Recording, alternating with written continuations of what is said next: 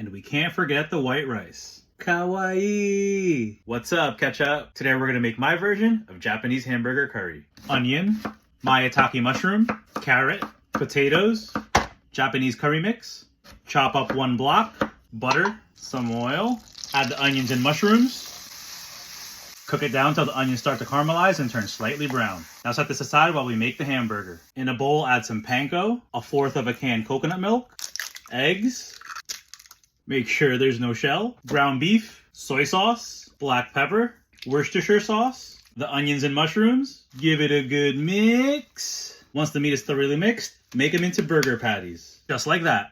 Using the same pan, just wipe it clean with a paper towel. Tiny bit of oil. Sear the patties in batches. Once it's seared on both sides, take it out of the pan and reserve it for later. In the same pan, add water, the rest of the coconut milk, and bring that to a boil. Once it comes to a boil, add the chopped curry mix. Stir it until it all dissolves. Add the carrots and potatoes.